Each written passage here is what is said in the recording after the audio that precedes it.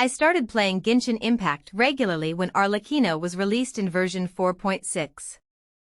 I made many mistakes along the way, like not using the proper artifact main stats, not deliberately using reactions in teams, and not leveling up talents until I unlocked Inazuma. I basically just pushed through with the Traveler equipped with Prototype Rancor. When Kazuha got a rerun alongside Molani, I realized how valuable Anemo support is, with a 4-piece Viridescent Venerer set. At the same time, Juice, one of my favorite Genshin content creators, made a video about a low-investment Kachina build with a 4-piece Cinder City set. So, I decided to do the same with Lynette.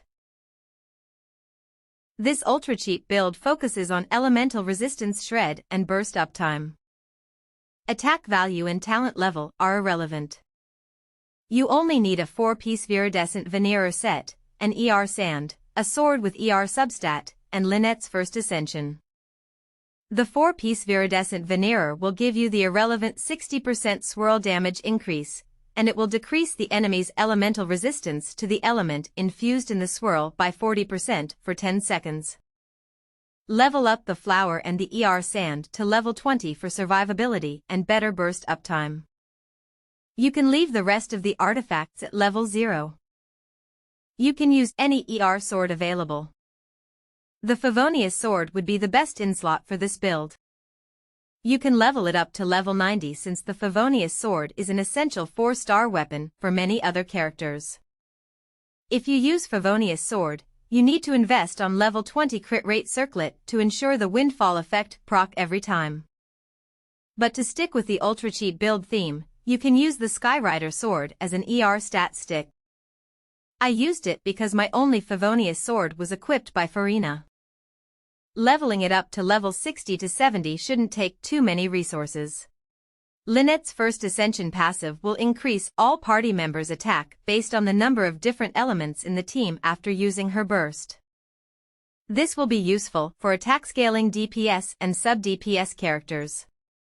Her second ascension passive boosts her personal damage, but we don't need that for this build. I leveled her up to level 70 because I was planning to build her as a sub-DPS, but then I got Hazo, so I stopped at level 70. Since Lynette won't contribute to the team's damage, her only role is to swirl an element based on the main DPS's element to lower the enemy's elemental resistance before switching back to the main DPS. You can use her elemental skill for single target bosses and her burst for multiple enemies, and if you're using attack scaling characters. For the demo, I will use a Molani free-to-play team comp alongside Barbara, Xiangling, and Lynette. Barbara will provide Hydro Resonance, which is nice for both Molani and herself. Xiangling will help with Pyro application to trigger Vaporize reactions, and Lynette will serve as the Elemental Resistance Shredder. In this team, Lynette's passive only boosts Xiangling's personal damage since Molani's damage output scales with HP.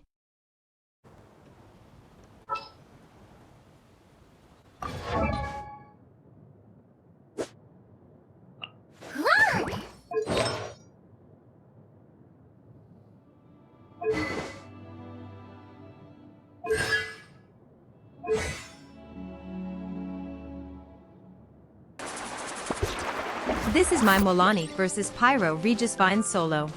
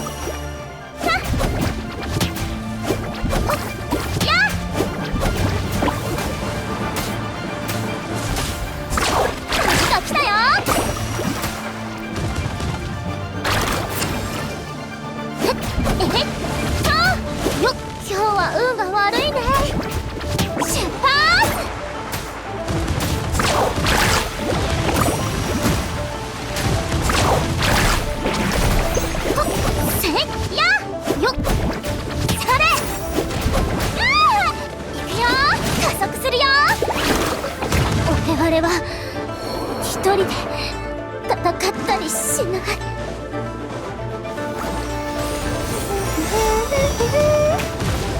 えいとはっえいはっ。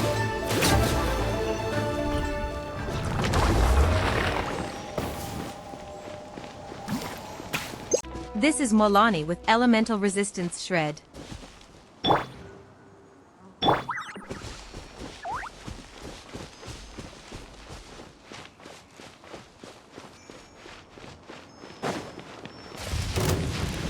みんなを守るからね。はっほっはっえい。こちらに注目。ビッグウェーブサボーン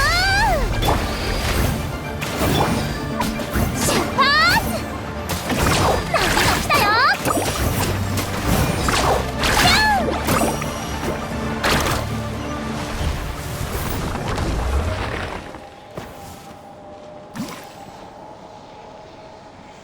This is Molani with Elemental Resistance Shred and Vaporize.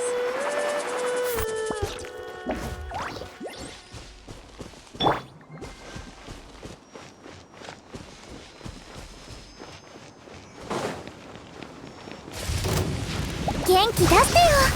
ほっとちょっとしたトリック。はっかけっこしましょう。ザブザブサメくんアタック。ドリフトキュン。